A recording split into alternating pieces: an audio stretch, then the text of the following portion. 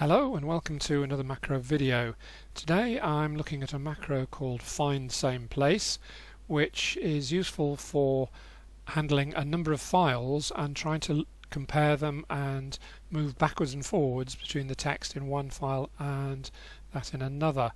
I find it a very helpful macro, and so I'm hoping to demonstrate that here, but I've also recently added some extra features, so that should help to make it applicable to lots of different applications. So let's have a look at what I would call a familiar scenario. The author says, I've just made a few extra changes to the text, is that okay? And of course you've already started editing it, so you're not too keen, but there's not a lot you can do. Oh, it's alright, says the author, I've used track changes, which is fine in that we can look through those track changes and see what has been changed, but then for each of those changes we've got to go back to the version that we've been working on and make the same changes. So let's have a look at that scenario. So here's our here's our text that we've been working on, and here comes the author's new version of it, and we can look through that by going from edit to edit using one of my macros called change next. I'm sure Word has a way of doing it, but I don't know what it is. I use my macro change next, so that takes me down to that first one there. What I then do is click in the line above and find that line in the original one. So I run the find same place macro, which I do from a keystroke. Click, and there it is. There's the line that I clicked in on the original. 2008, 2007, okay, so I can make the change to that. Then go back down to this version and go and find the next change that's been made. There it is. Click in the line above, run the macro, and that takes me to there. So I can change that to 90%. And we can go on like this, going from change to change, making the changes in the original text by using find same place. So that's an application where we are comparing two texts, but you can compare any number of texts, because when you run find same place it looks through all of the documents that are open on screen and tries to find the bit of text that you're looking for in any of the documents. So if I've got a third one, which is some sort of similar copy, similar document, so I've got this one as well. So, right, so we click on a line in the text to try and find the same thing on the others. So if I run what I'll do now is I've put an extra audible feedback on, so you can hear when I am using the macro. So if I run the macro, find same place, it tells you that's what it's done, and it's gone from that first file to the second one and found it. If I run it again, find same place, it then goes to the third document, finding the same bit of text, and in fact find same place, it goes back again to the first one. So it goes round through each of them. Well, I won't do it with the voice, but you can go 1, 2, 3 like that. Now there's another version of the find same place which is called find same place back, which, as you might guess, goes the opposite way. So if I run find same place back, find same place back, so it's going the other way, find same place back, between the documents. find same place back. Okay, so we've got forwards 1, 2, 3 that way, all around, and the other way going back through them. So if this, for example, is the one that you're working on and you want to compare it with each of two, then I know that if I found that document and I use find same place back, that will take me to that document. And if I'm here and want to go to the right hand document, I use the other one. Find same place. Why didn't it find it there? There we go. So I can choose which of the other two documents I move to by whether I use find same place or find same place back. Okay, so let's go back to our crib sheet. So we did find same place back. We can use it with other applications. So let's have a look at proper Analyse. If we don't need all of these documents, we just need one to work with. So I'm working on this document and I've done a proper noun Analyse on it, and the queries list that I've got from that is not there. So find the queries, proper noun queries, there they are. So what we can do with this is, if I just click on any of these, I want to find any of these in the document, all I have to do is click anywhere on the line. Suppose I want alt land, so I then run the macro and it finds it in the text, and then there's only one of those. Let's find one that there's more of. Let's say analyzes. So just click in that line, run the macro, it finds that occurrence there, and then I can look through all the different versions of it there.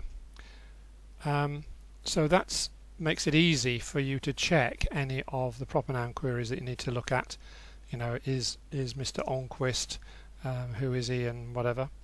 Proper Analyse, okay. So let's try the next one, which was hyphenalize. So let's open a hyphenalize hyphenation use. There we go. So these are the different hyphenation things. So if I need to check bitstream, so I can click. I just click anywhere in it, and it knows to look for just the word bitstream. It doesn't look for all the rest of the line in the document, so it finds bitstream there. Okay, so that's makes it easy for you to check any of the hyphenations. So if that what's that hyphenation doing? Okay, and I can look at it in the text. Then similarly for citations, so if you've been doing some citations and you've got those are the references, these are some of the citations that Citation Lister has found.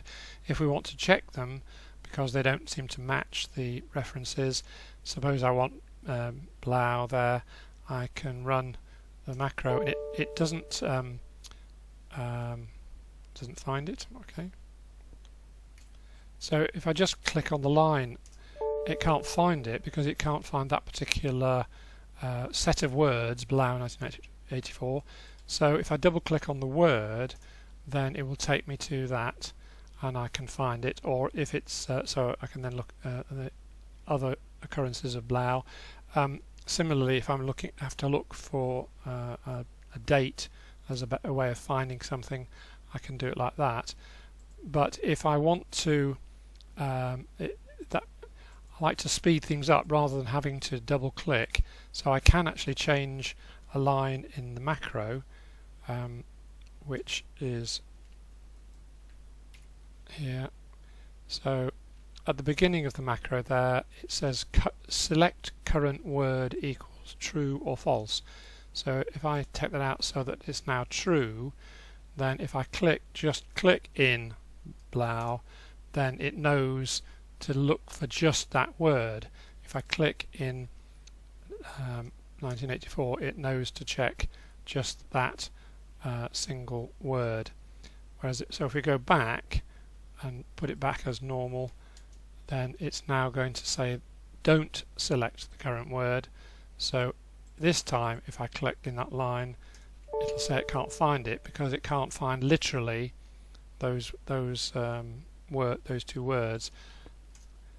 Whereas Blau and Lieben actually occurs as those words, so it finds the whole of that line.